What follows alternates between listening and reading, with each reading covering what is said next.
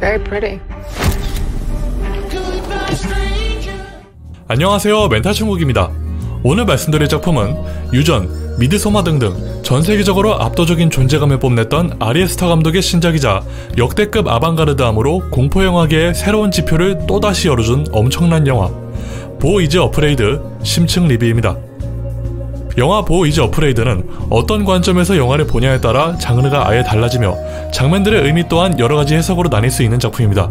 때문에 이 영화의 해답은 오직 아리 에스터 감독님만 알고 계실 테고 저 또한 수많은 해석 중 하나의 의견이라는 점 확실하게 말씀드리며 리뷰 제대로 시작해보겠습니다.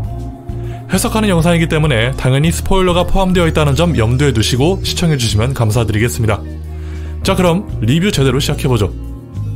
우선 해석을 본격적으로 시작하기 전에 작중 정확하게 언급되지 않는 모나의 회사에 대해서 이야기해보도록 하겠습니다. 모나의 회사의 이름은 MW 인더스트리입니다. 여기서 MW는 본인의 이름인 Mona Wasserman 에서 따온 것으로 추정되며 영화 속에서 MW사의 로고가 곳곳에 들어가는 걸 보면 꽤나 큰 회사인 것으로 묘사되지만 정확한 설명은 없었습니다. 근데 아이러니한 것은 MW 로고가 예고편, 영화의 인트로 부분에서도 마치 제작에 관여한 회사인 것처럼 등장한다는 것입니다. 사실 이 MW사는 영화의 제작사이자 창작자의 자유를 확실하게 보장해주기로 유명한 A24 필름에 의해 2023년 3월부터 세계 최대 비즈니스 전문 소셜 미디어인 링크드인을 통해 MW 인더스트리라는 가상의 회사 사이트를 만들어 바이럴 마케팅을 하고 있었습니다.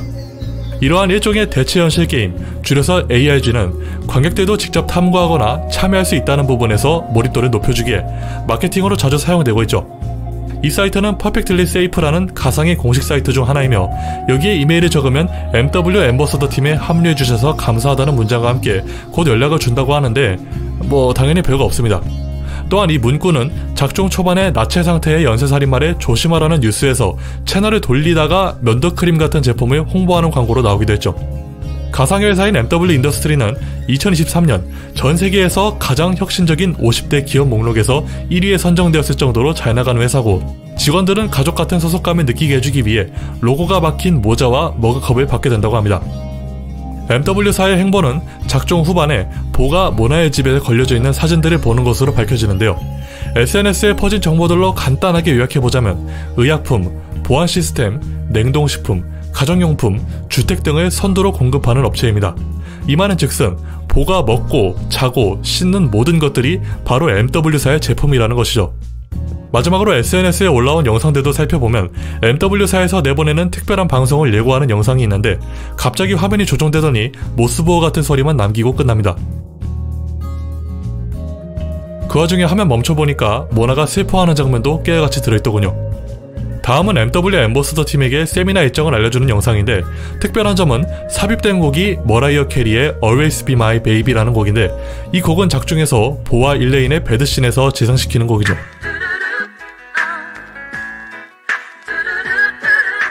이를 통해 일레인은 MW사의 직원이었으나 모나는 죽은 그녀를 보고 태연하게 반응하는 것으로 보아 직원, 즉 가족처럼 생각하지 않았다는 사실을 알 수 있었습니다. 마지막은 직원들에게 최선의 업무 환경을 만들어주기 위해 건의사항에 친절한 답변을 해주는 평범한 영상인데요. 하지만 마지막 내용에 대한 회사의 답변이 상당히 의미심장합니다.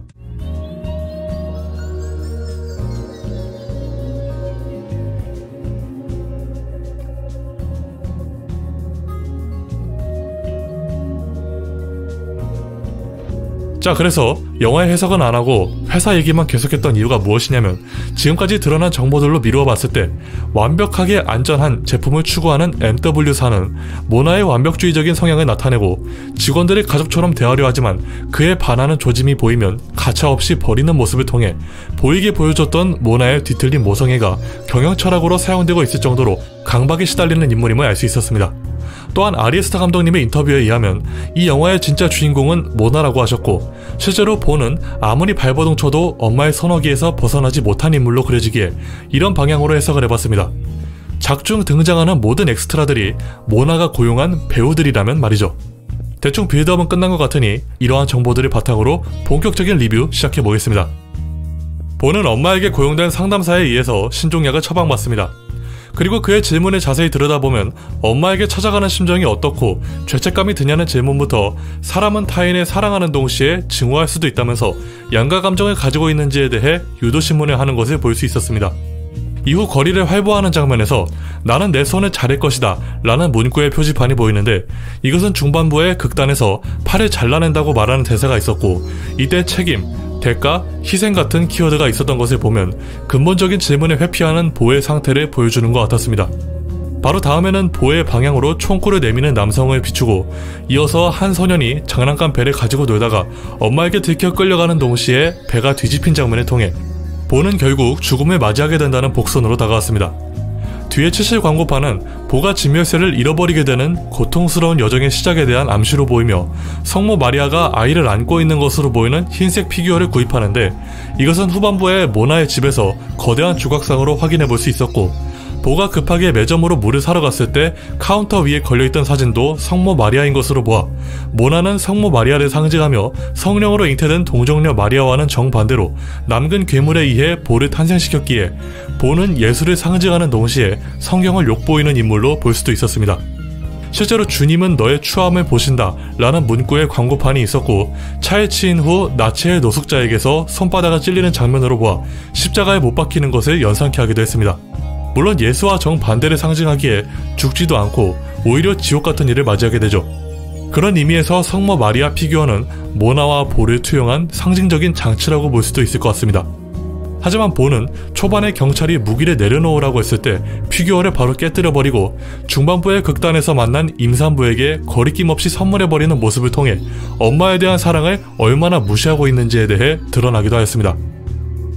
다시 본론으로 돌아와서 치안이 매우 안 좋은 거리로부터 집으로 피신한 보는 MW사의 인스턴트 식품부터 가볍게 때려주고 마리아 피규어 바닥 부분에 엄마에게 편지를 작성하는데, 이 장면이 좀 중요합니다. 일단 이건 조금 이따가 덧붙여서 설명하고, 아무튼 다음날 공항으로 가기 위해 잠을 청하는 보는 음악 소리를 줄여달라는 쪽지에 의해 잠에서 깨어납니다. 시간이 지날수록 점점 강한 어조로 쪽지가 오게 되고, 설상가상으로 옆집에서 들려오는 엄청난 사운드에 의해 결국 늦잠을 자버리게 되죠.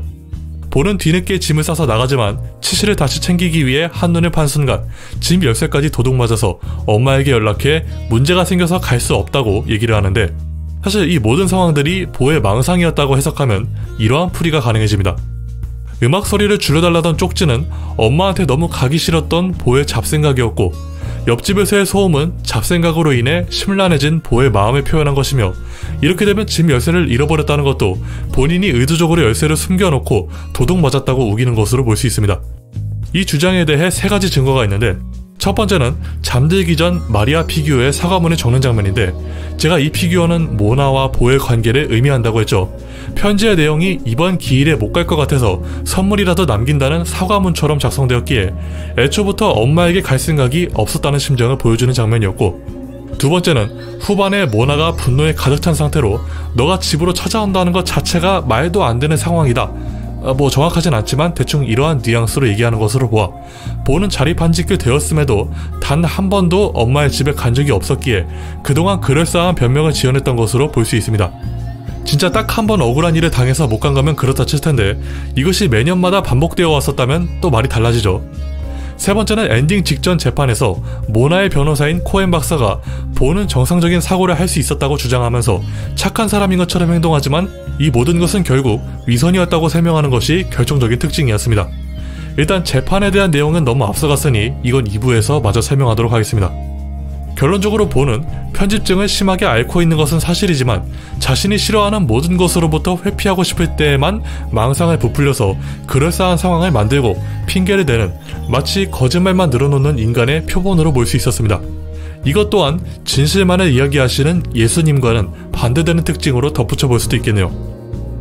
그럼 모나는 단순히 보가 저질러왔던 만행들을 바탕으로 이렇게 된 것이냐 하기엔 또 다른 메타포도 숨겨져 있었습니다. 그것은 바로 거미인데요. 보의 대문에 걸려있던 안내문에서 거미에게 물리면 사망할 수도 있다는 문구가 있었고, 실제로 집안에서 거미가 등장했지만 그동안 한 번도 물리지 않은 것으로 보아 거미는 보의 일거수일투족을 감시하는 모나의 눈을 상징하는 것으로 보였습니다. 후반에 모나가 목 졸려 죽는 장면에서 특정 동물이나 사물을 사육하는 비바리움 속으로 몸을 던지듯 쓰러졌기에 보는 처음부터 모나의 거미줄에 갇혀서 항상 감시를 당하고 있었으며 언제든지 죽음이라는 위협을 가할 수도 있는 인물임을 보여주고 있었습니다. 이것은 욕조 위에 거미처럼 매달려 있던 청소부 남성으로도 비유해볼 수 있었는데요. 천장에 사람이 거미처럼 매달려 있는 장면 자체가 너무 뜬금없어서 보의 망상으로 볼 수 있으나 만약 엄마가 고용한 배우였다면 상황이 조금 다르게 느껴집니다. 제가 영상 초반에서 MW사가 추구하는 완벽하게 안전한이라는 문구를 통해서 모나가 완벽주의적인 성향을 가지고 있다고 했죠.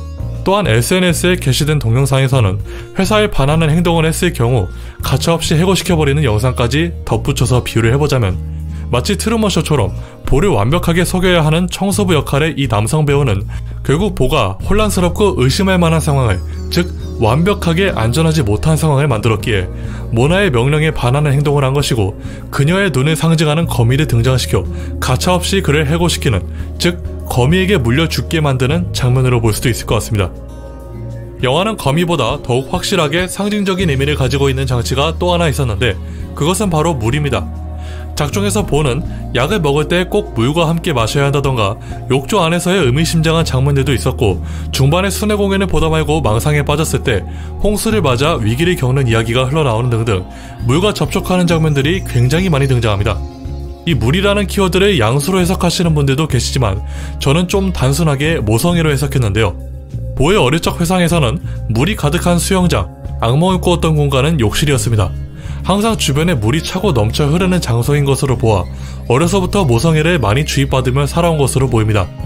하지만 수영장에서는 시체가 둥둥 떠다니고 악몽에서의 욕실은 유년기에 용감했었던 자신의 모습이 감금당하는 모습으로 비춰지는 등 그의 기억 속에서 물은 뒤틀린 모성애가 항상 숨겨져 있었습니다. 이 때문에 유아퇴행적인 면모를 보이면서 판단 기능에 장애가 온 사람처럼 변한 계기가 되었을 테죠. 그런 부분에서 물이라는 모성애는 항상 자신의 주변에 있어야 하는 의미로 받아들여집니다.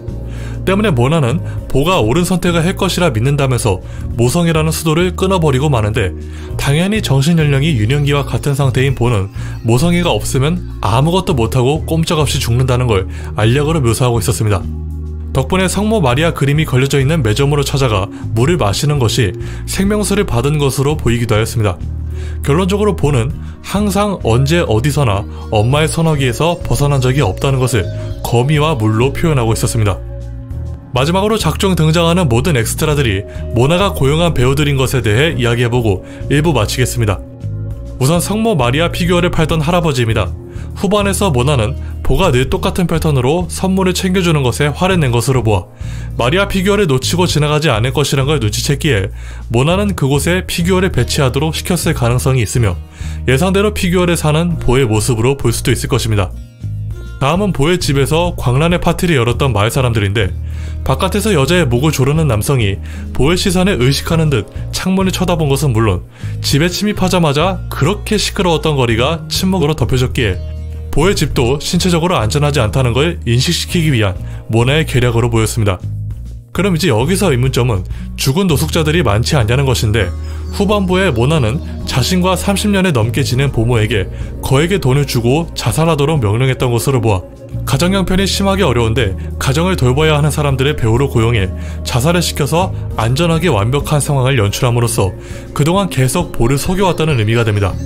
이렇게 되면 쏘는 걸 원치 않는다는 경찰도 배우인 것이고 볼을 트럭으로 친 그레이스도 배우이며 마지막으로 나체의 연쇄살인마가 수상할 정도로 정확하게 치명상만 비껴서 칼에 찌른 것도 의도된 것임을 추측해볼 수 있었습니다. 자, 그럼 여러분은 영화의 전체적인 내용이 모나가 노골적으로 괴롭히는 것으로 보이시나요? 아니면 보가 극강의 회피 기술을 사용하여 엄마에게 상처를 주었던 여정의 결과물로 보이시나요? 나머지 이야기는 2부에서 다루도록 하겠습니다. 리뷰가 마음에 드셨거나 도움이 되셨다면 구독과 좋아요, 알람 설정, 댓글 부탁드리며 저는 이만 물러가겠습니다. 바이바이.